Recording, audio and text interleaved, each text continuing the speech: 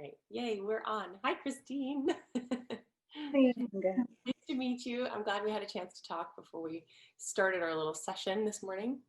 yes, So can you just basically tell everybody a little bit about yourself, what you're going to sing, little details, things like absolutely. So, hi, I'm Kristine. I'm going to be singing Don de Lieta from Puccini's La Boheme. And this is actually an aria from Act 3. So, Mimi is out in the cold and she's breaking up with Rodolfo. And it's really heartbreaking because obviously she loves him. She doesn't want to do this, but she knows she's sick. So it's I think more of a selfless thing where she's saying, I love you and I don't want you to have to watch me die, which is hard for me. I'm like, as I talk about it, I think about the people I care about in my life, and yeah, so that's kind of where we're at. We're in Act 3 in the middle of the snow, and usually I have my shawl. My sickness is starting to kick in, and I'm starting to really feel that physically as well. So we're having this conversation where I'm saying it's going to be better for me to leave, and I want it to be without a bitterness or without angry screaming or yelling, maybe like Isabel would do. She's just saying, I love you and we need to end it, which is, kind of a somber, setting for today's coaching, but that's where we're at. But I do love. Absolutely. I mean, it's a beautiful message. It's a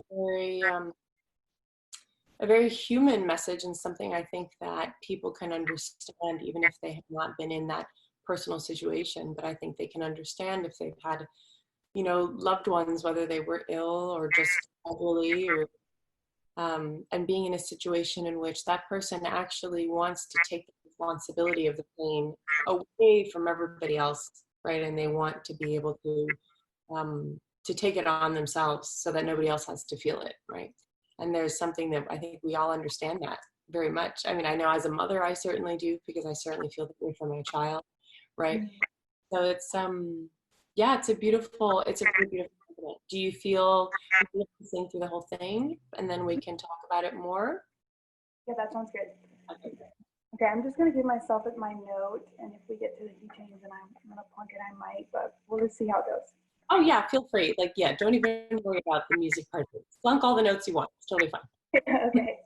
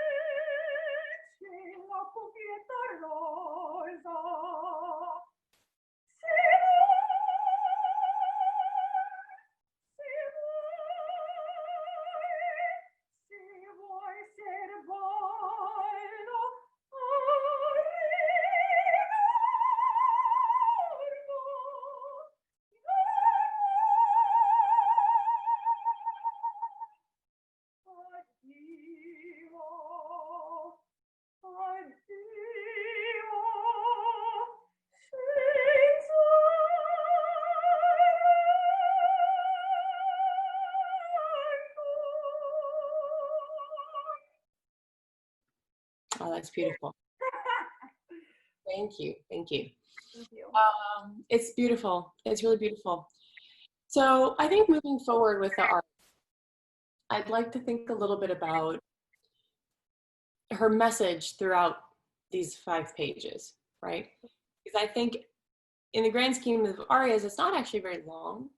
It's actually quite short. Now, did you say that she has told him that she was sick, or no, that she's just... No, I think she's physically like wearing signs of that fatigue and that consumption at this point, especially since we're not at Act 1 where she's happy, they're meeting and they're really in the prime of their love. But I think it's starting to, you can see it on her. Great. Now, so now I'm asking you these questions to sort of get you. Now, have you sung the role before? Yes, my first time was last June, and it was a journey. I'm 26, so it was a little bit of a reach, but I do feel like I was able to at least get it out there and put it in my body. It was at a young artist program, so I am just in love with the character. This is my first Puccini opera, so I've always sung Mozart, and I was happy to take on the role. But it was heavy.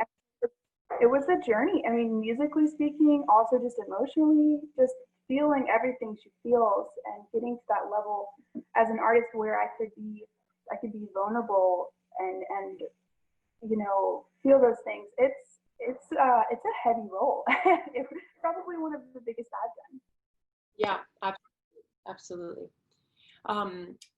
So with that in mind, something that I always think about, especially with playing these types of roles that are hard on you, and that do have quite a journey, is to sort of always remember throughout the piece where you are in that part of the journey, and that no matter how well you know the story and no matter how well you know your character, in that moment you don't know the future, right? You don't really know the future. Now, you could know what the character knows as much as the character would know in that moment of their future versus what you know, right? So it's like you said, they're not in that happy-go-lucky, everything feels great and is great like in the very beginning. This isn't a different stage. So I would say for you, like, you feel sort of, you tell me, right, what you think, what you feel, what you want to communicate, and then I can help you communicate it or tell you whether it's coming across, right? So do you feel like in this moment in her conversation with him that she's feeling unwell, like you said? Do you feel like she knows her fate? I feel like she does. I do. I feel like that's why she brought herself to the point of saying, I love you, but we have to end this. Because it's essentially, in my interpretation, it's as if she's falling on the sword and being so selfless, and she loves him enough to say, I don't want you to have to experience this. Even though you're losing me, you may not be losing me eternally. Right. And to have to experience, because you can kind of hear it in the orchestration, in my opinion, and in the music.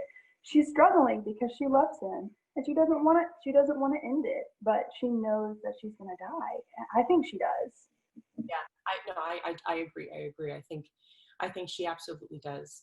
I think it's interesting then to make the choice, now that you know how you feel kind of about your future and you know what's happening. So the struggle then is, how are you going to project a sense of this foreboding, this thing that you know is happening to you, that you perhaps don't want to tell him that this is what's happening, because you know what his reaction would be. It would be, I'm staying with you until the end of time. I would be the whole way through. And you know that if that happens, the level of heartbreak might even be greater than what you think it is at the moment. Right? But one never knows, right? So I think it's like, now, do you want to, when you're communicating with him, do you want him to perceive you as strong? Do you want him to perceive you as healthy in that moment? Are you putting into this all of the energy that you have for as long as you can muster it until you are no longer in the same room with him to basically collapse and sit down in the chair, or lay down, you're exhausted and you're sick. Like, what do you want in that moment with him?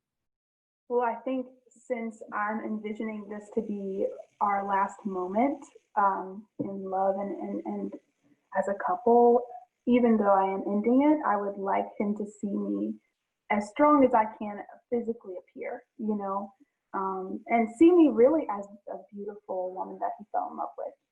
Just even though I'm harrowed and I'm exhausted and I can barely stand, it's one of those things where I want him to remember the Mimi from Act One. I want him to remember the Mimi he fell in love with. Right, absolutely. And to sort of make like in a way like a classic into like a modern day thing. This is in some very crass way, like her saying, "It's not you, it's me. I love you, but we have to split up." And he's gonna be like, "But why? But why? I just can't go about it. But please know that I love you. This isn't because I don't love you, right? This is because I love you, and I know that's confusing, but I have to go, right?" So I'm thinking how we can kind of put that a little bit more into the text of the song. Yeah.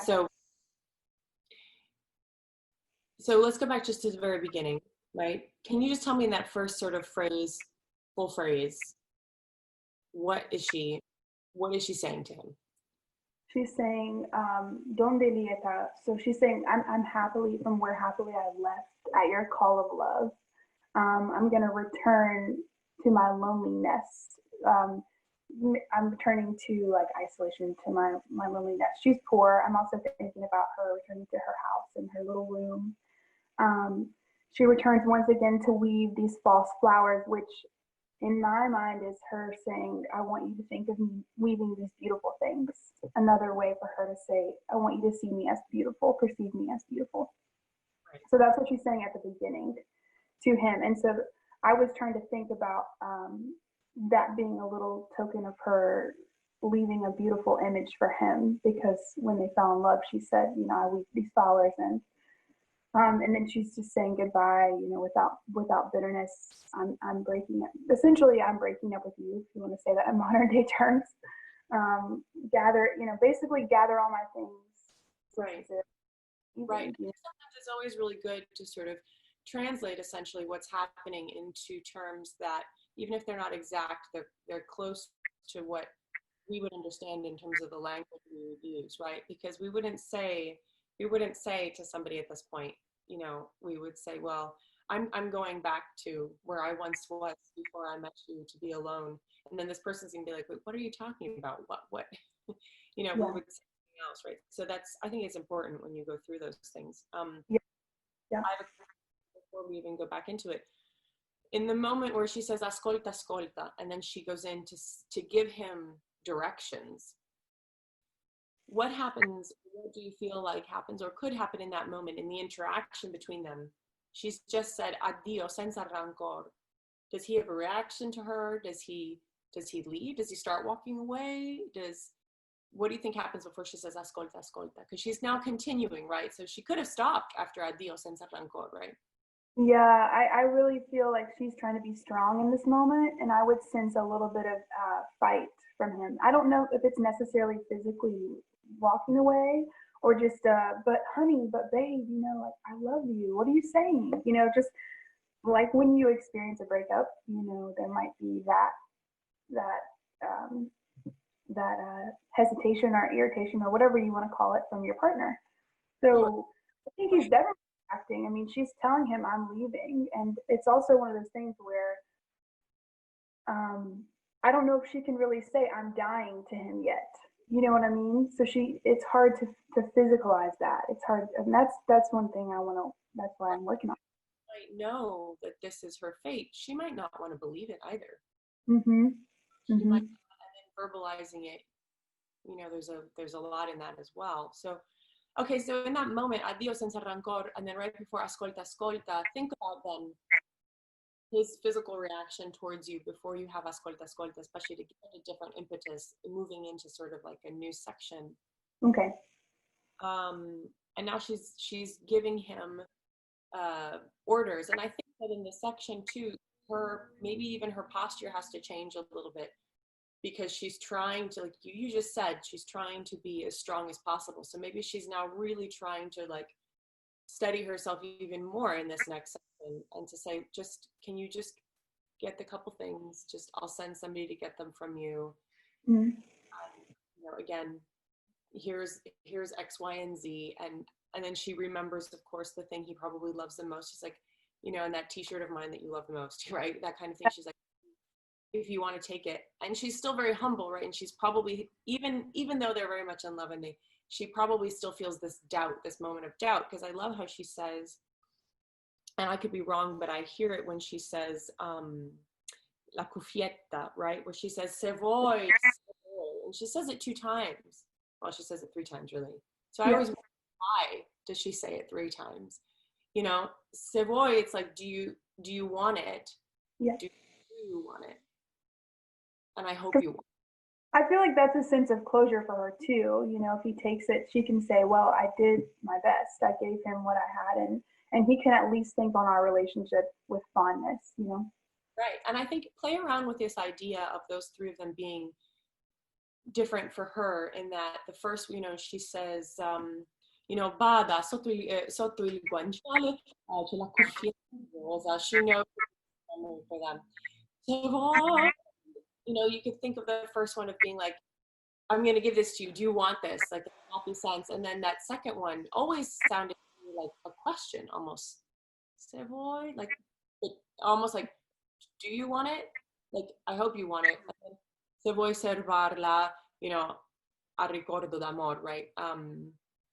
Just think of them, when you get to that point, just let your mind wander and see what happens in terms of imagining his responses to each time you say se voy, and then how you're going to respond to him again and repeat. Yeah. And then again, that last addio senza rancor, use your time, I think, with those words. Even the first time, especially, and especially the second time, addio. I know the double D sounds pedantic, but like, it's super beautiful, right? And then she says it again, senza amor, addio, right? Maybe that one's tired, and then maybe the last one she ratchets herself up again to be like, no, really, it's okay. Addio senza rancor. The first one's like goodbye, and the other one is like, but a goodbye without bitterness. So they all have meanings, right? So let's go back to, so it's such a beautiful text. So we're going back to the beginning? Yeah, let's go to the beginning, and let's start. Go ahead and start. Tell me how you want her to first approach the sentence, and then go ahead and start, and we'll go from there. So I'm imagining you as Rodolfo, the beautiful Rodolfo. Donde Lieta. So I think at first I just want to kind of get it out there. It's like, I feel like she's anxious about this. Obviously, she's thought about it. So I don't feel like it necessarily has to be like an agitation in the body so much as it's just, I'm thinking, let me just kind of get this out here and tell you I need to return to my home and my loneliness. Great. Maybe she's like practiced this first sentence. Yeah, in the mirror, like when you're about to break up with somebody. Maybe she's practiced this first sentence, and that's why when you get to the addio part, the ascolta, it's different. It's much more like her in the moment. Okay, that's great. I love that idea. Okay, go ahead. Okay. So let's do. Okay.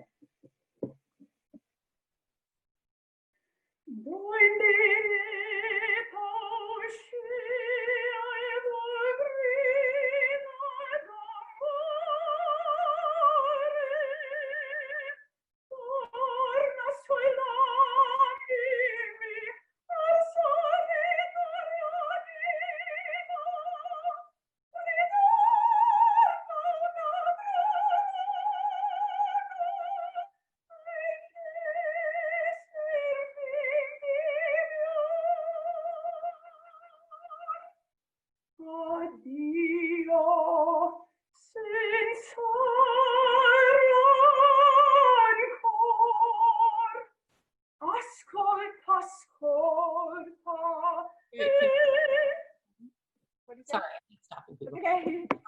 Good. That's really good. So how does that feel in your mind as you're doing that? Did you feel, as you were going through, can you kind of look back retrospectively and feel the moments that you were connected to him, and then the moments if you were or were not connected, like where the train of thought was present and then dipped away? Yeah, I feel like it's easier when you start. I feel like it's on when you go. When I started, I felt good, and then it's, of course, I'm like, when I get to the high note, return. It's just like, oh, you know, I I want to be connected the whole way through, and I think this is something, especially with this aria, you get 2 bars and then you're in, so it's like you have to be on immediately. So thinking about that is helpful. I usually visualize him standing there as if I'm talking to him, or if I have an audition panel, I'll look at someone or the panel and have it be him. This is newer to me, so I haven't really auditioned with it. I'm just coaching it, working out, trying to get it in my body. But I do feel like I kind of lost that once I said return to the loneliness, and then or retour at return. I don't know, how did you feel about it? Right, exactly that. So my goal, I think, is if for example, if the sound went off, like in Opera House or on Zoom, that I would still know kind of where you were in your storytelling, right? Like I would still know what was happening by the way your face was transmitting all of these words and emotion. So I think that I agree with you with what you said. That's why I was asking how it felt. I think let's try this again. Why don't you try it as if he's just trying to interject all the time. Okay. Like just all the time. Okay. You come in, he knows something's up. He knows something's wrong, right? Maybe you have a look on your face from that first bar that you're not even singing, and he's like, something's up here. And you're starting to say things that you haven't said before. Like, why are you saying I'm returning? The minute you say return, he might have a reaction, right? So think about it, just play around with it, see if it kind of keep that almost like instant message that you're trying to get to him. Donde il lieto uscita il grido d'amore, torna sola, al solitario il mio, and then ritorna. It's like you're just trying to get him to just listen. You're like, let me just get the sentence out. Let me just get my sentence out. Please, please, please, let me get my sentence out.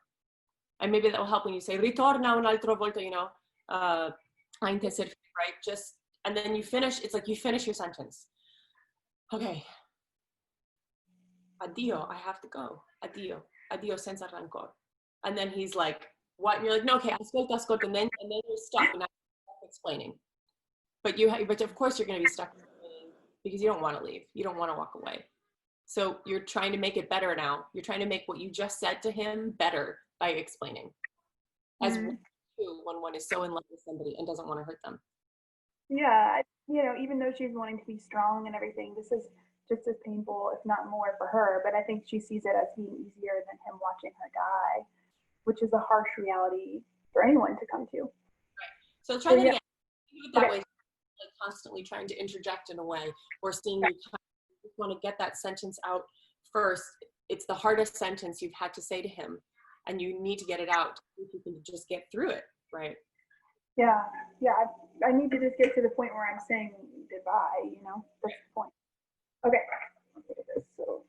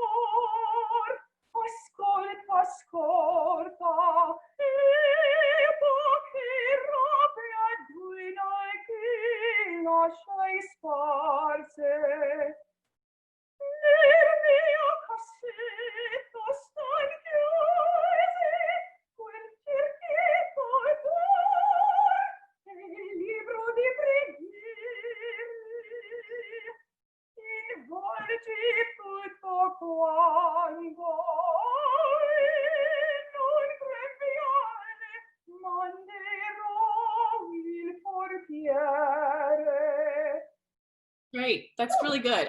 The beginning. How do you feel? It's different, but it's good. It's so good. Yeah.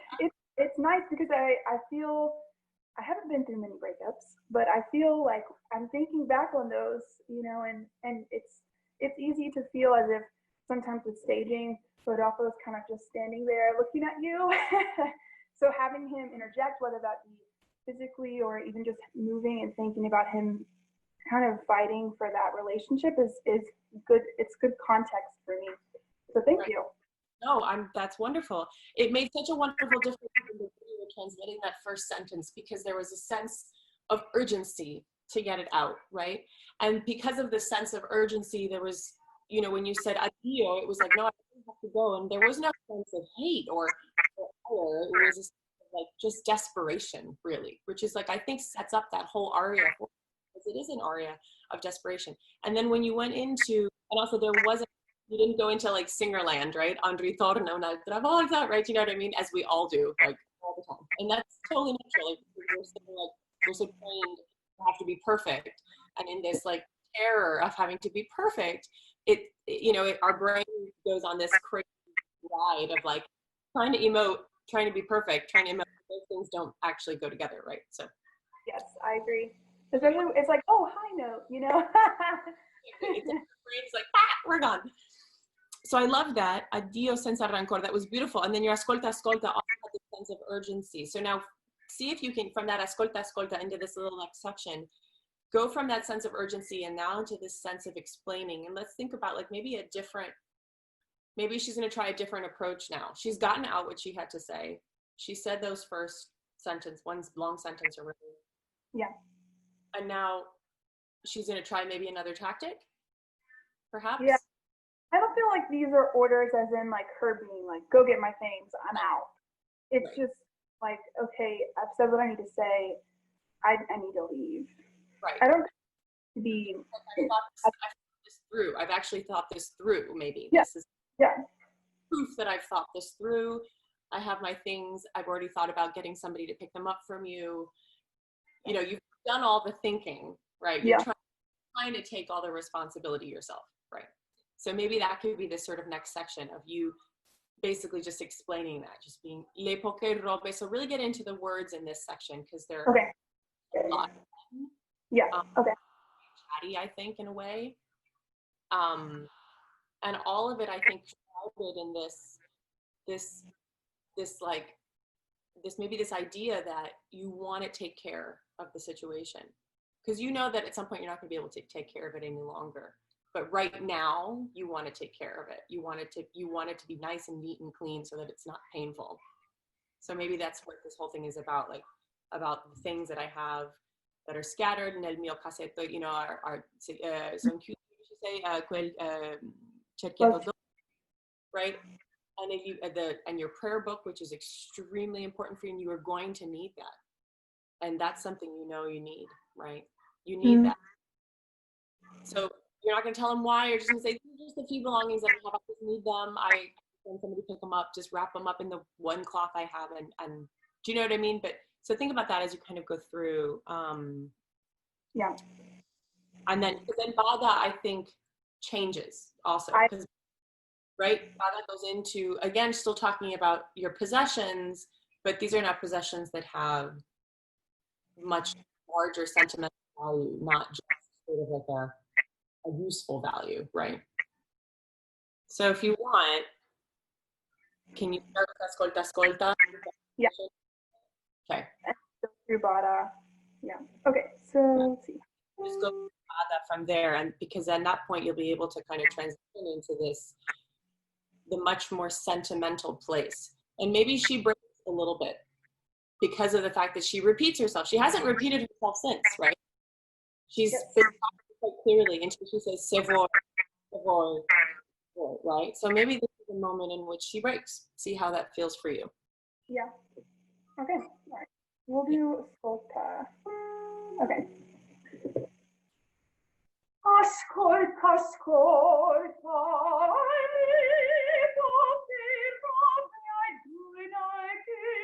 lasciai sparse nel mio cassetto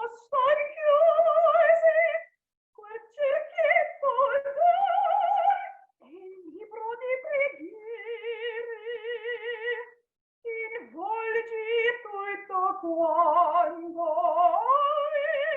non grembiale monderò il portiere.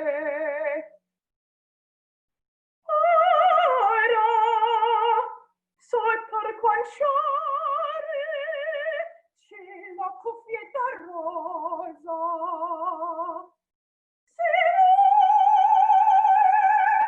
Se vuoi serbarlo a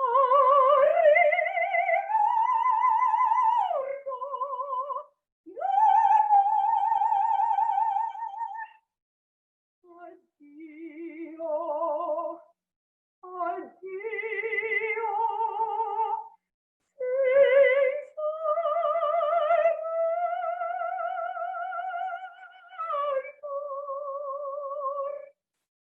oh, I have such a hard time at the end. It's just like, ugh. Okay. Just because it's, yeah. Can you hear me? I'm sorry. I'm sorry, that was I put you on mute when you sing so that nothing interferes with it. Put me on mute. That would be really weird if I put you on mute while you were singing. Yeah. I've no. done that before. I mean, my son is on his class call and he's like yelling at the iPad. So, yeah. I have a percussionist who's my fiance now, as of yesterday. Oh my gosh! Congratulations! I'm excited. So, but he's a percussionist, so he's practicing. Oh my gosh! Well, this is how our lives are, so that's quite right. Yeah.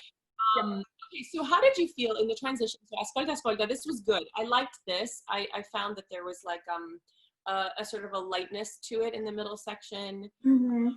I felt better about that. I would have loved a little bit more like vulnerability and softness for the bada. I think I was just like thinking about it too much. I'm sure you could see that. So, read my mind. I was totally going to say, I wonder if we can find in that section of bada a different, also, I know this is, well, it says, 4 piani, C, C, C, C, C, C, C, C, C, yes. And so I wonder if maybe in that moment, instead of him having a reaction like he's been having, he's just sitting there in silence, stunned now, just stunned. And so the only way to break silence is to be quiet, right? Right? As if maybe he, instead of being physical in his standing or whatever, he just, in his moment of like, absolute, I cannot understand what's happening right now. He goes to sit down somewhere or whatever. And she sees that, and then she goes and sits down next to him. And does the whole like side instead of face-to-face thing, right? And just says like, by the way, under the pillow is the bonnet, and you can have it if you I mean, if only if you want it. Like, you don't have to take it, but if you want it, that would be great. It would give, I just want to say, it would give me peace to know that you will remember me, right? But she can't say that to him. She doesn't want to say, I need you to remember me, because she has to explain why, right? So she has to just say, you can take the bonnet and keep the bonnet if you want it, and that would be great. That's cool. And all she wants him to do is say, of course I will keep it for the rest of my life. And then she would be, makes me want to cry. And she will feel some sort of peace, I think, with that. So this is her trying to, I think, get to that place now that she sees. And this may be something that's coming out of her and she didn't realize it was going to come from her, right? Who knows? That's why I love that se vuoi, se vuoi. So maybe do that last phrase. Okay. About, manderò il portiere, so that you're in that place, and then take a moment of a slow, deep breath before your bada, where she sees this sort of light go out in him for maybe a second, and you're trying to remind him that this is about love. It's not about anything else but love. Mm-hmm. Okay, so we'll do Mondero. Mondero. Okay.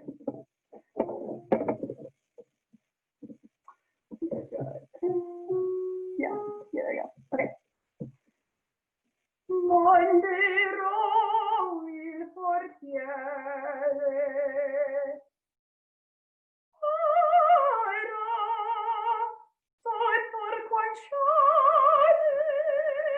Can you do one? You want to do it one more time? Do it one more time. I just want you to, just for the second, even if it happens relatively fast in an actual production, just take a second more time just right now. Okay. I just want you to visualize in that transition just for a second, because I think it'll feel good. You have portiere, right? Portiere. And then count slowly. 1. You have, right? Mandero. There's a little food. Give yourself, I don't mind the silence here. Give yourself a slow count of 6 to see him maybe move and sit down and like just look at you and just sit there kind of like, you know, and then you can just very quietly, right? Right? Okay. And obviously you're going to let that kind of grow, but that's beautiful. Okay, go ahead. Yeah. Okay.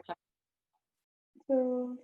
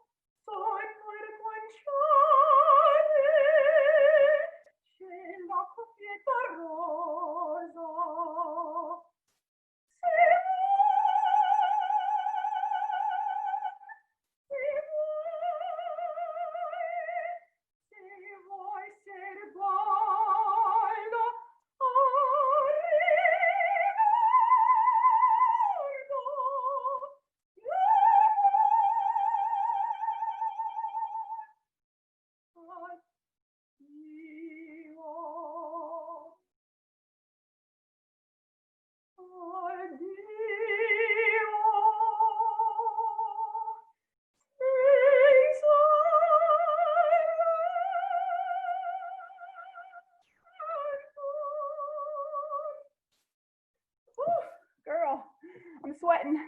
That's so beautiful. Yeah, I feel it. I feel it. I feel it. It's so good. It's awesome. We get to make music, and I feel so privileged. And I'm, it's cheesy, but it's what's making me feel happy and healed and good about everything amidst COVID-19.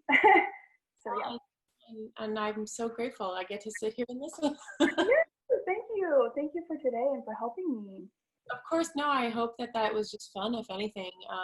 Really so beautiful and great job, and good, good job being like honest with yourself. Do you know what I mean?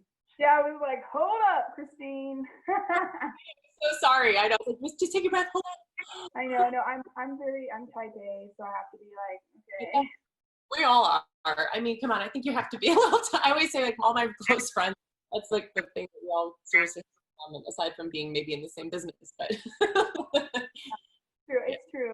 Your friends, we have a little bit of, type A-ness at some level, but I mean, I feel like it's good. And I love getting to do this work. So again, thank you. It's been a privilege to work with you today. Welcome. It was an absolute pleasure. Thanks.